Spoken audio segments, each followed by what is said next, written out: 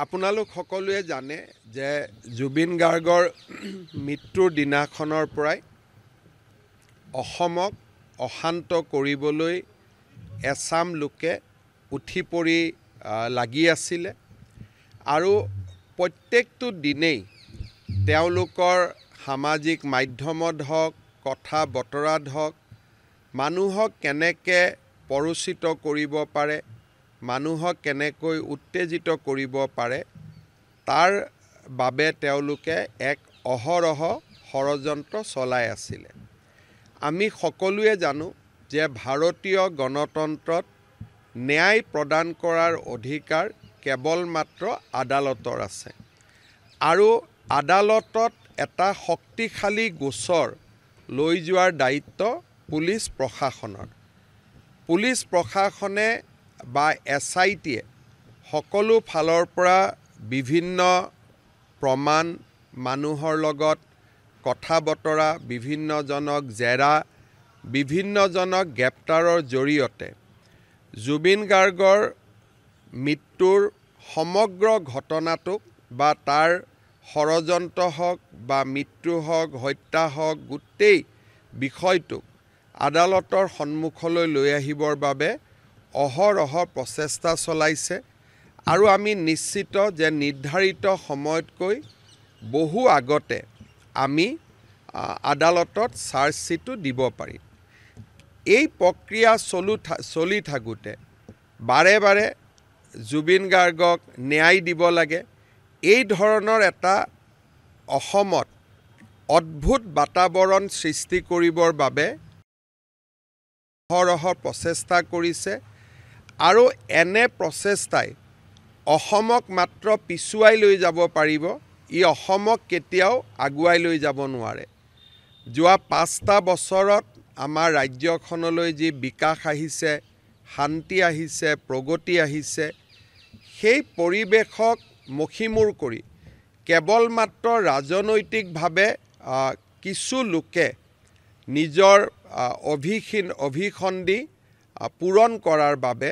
ৰাজ্যত যি এক ভয়ানক পৰিৱেশ সৃষ্টি কৰিব খুজিছে সি সঁচাকৈ গৰিহণাযোগ্য।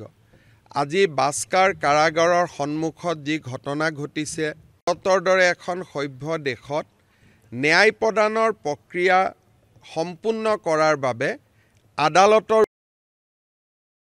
আমাৰ মহাত্মা গান্ধীৰ মৃত্যুৰ পিছতো আৰু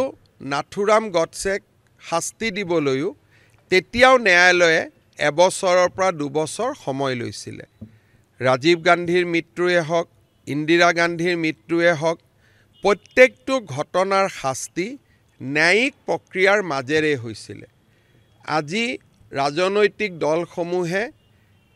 ৰাইজক সাধাৰণ ৰাইজক যি সঁচাই জুবিনক প্ৰাণ ভৰি ভাল পায় জুবিনক প্ৰাণৰ বুলি ভাবে আমাৰ দৰে অসংখ্য যি জুবিনৰ অনুৰাগী তেওঁলোকক উত্তেজিত কৰাৰ বাবে যি প্ৰচেষ্টা মই ভাবোঁ যে ই সঁচাকৈয়ে অসমৰ বহু দিনলৈ অসমক ক্ষতি কৰিব। CA আন্দোলনে যেনেকৈ অসমক বহু দিনলৈ ক্ষতি কৰিছিল এই ব্যৱস্থাটোৱে অসমক বহু দিনলৈ ক্ষতি কৰিব। মই ৰাইজক আহ্বান জনাম যে যাৰ ৰাজনৈতিক উদ্দেশ্য আছে তেওঁলোকক ৰাজনীতি কৰিব দিয়ক, কিন্তু সাধাৰণ জনতাই ন্যায়ালয়ৰ ওপৰত বিশ্বাস ৰখা উচিত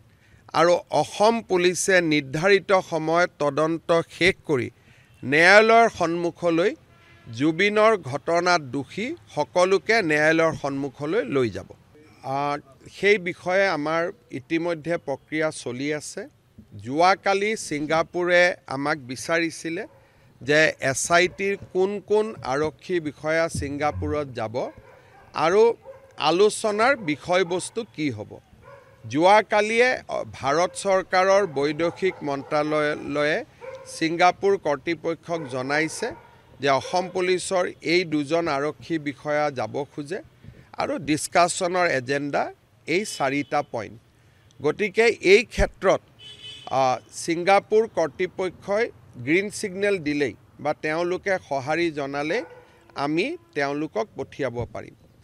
ছিংগাপুৰ পুলিচেও তদন্ত প্ৰক্ৰিয়া চলাই আছে আৰু তেওঁলোকৰ আদালততো ছিংগাপুৰে 3 মাহৰ ভিতৰত অভিযোগনামাই হওক বা ক্লোজাৰ ৰিপৰ্টে হওক তেওঁলোকেও তেওঁলোকৰ আদালতত 3 মাহৰ ভিতৰত দিয়াৰ যিটো নিয়ম ভাৰতত যেনেকৈ 3 মাহৰ ভিতৰত দিব লাগে ছিংগাপুৰতো 3 মাহৰ ভিতৰত দিব লাগে আৰু ছিংগাপুৰৰ ডেপুটি হাই কমিশ্যনাৰে মোক আশ্বাস দিছে যে আমাৰ তদন্তৰ প্ৰতিবেদনো আমাৰ কোৰ্টত আমি নিৰ্ধাৰিত সময়ৰ ভিতৰত দিম আৰু সেই যিটো শুনানি হ'ব তাৰ পিছত সেইটো ৰাজহুৱা হয় তাত যিকোনো মানুহে তাত অংশগ্ৰহণ কৰিব পাৰে তেওঁলোকে কৈছে যে খালি ইনভেষ্টিগেশ্যন চলি থকা সময়ত আমাৰ পুলিচে কথা নকয় সেইটো আমাৰ নিয়ম আৰু সেইটো কাৰণেই আমাক তেওঁলোকে অসমৰ ৰাইজক আহ্বান জনাইছে যে বিশ্বৰ ভিতৰতে ছিংগাপুৰ পুলিচৰ এটা নাম আছে তদন্তৰ ক্ষেত্ৰত ছিংগাপুৰ পুলিচৰ ওপৰত যাতে বিশ্বাস ৰাখে তাৰ কাৰণে ছিংগাপুৰৰ হাই কমিশ্যনাৰে মোক আজি আহি ৰিকুৱেষ্ট কৰিছে যে অসমৰ ৰাইজে হিচাপ চালে দেখা পাব যে ছিংগাপুৰৰ পুলিচ কিমান মেটিকুলাছ আৰু কেনেকৈ কাম কৰে সেইকাৰণে আমাক কেইটামান দিনলৈ আমাৰ ওপৰত বিশ্বাস ৰাখক যদি যোৱাৰ অনুমতি দিয়ে আমি নাই ইয়াততো যুটীয়া তদন্তটো দুইখন দেশৰ মাজত যুটীয়া তদন্ত নহয় তদন্তটো আদান প্ৰদান হয় তেওঁলোকে যিখিনি তদন্ত কৰিছে সেইখিনি আমাক জনাব আমি যি তদন্ত কৰিছোঁ তেওঁলোকক জনাব কোনো এখন আদালতে যুটীয়া তদন্ত স্বীকাৰ নকৰে তদন্ত সদায় কোনোবা এখন ৰাজ্যৰ পুলিচ হ'ব লাগিব কিন্তু সেইখন ৰাজ্যৰ পুলিচে আহৰণ কৰা তথ্য আন এখন দেশ বা প্ৰদেশৰ আদালতে তাক গ্ৰহণ কৰে গতিকে তথ্যৰ আদান প্ৰদান হ'ব আৰু ছিংগাপুৰে কৈ আছে যে তাৰ কাৰণে আপোনালোকে অলপ সময় অপেক্ষা কৰিব লাগিব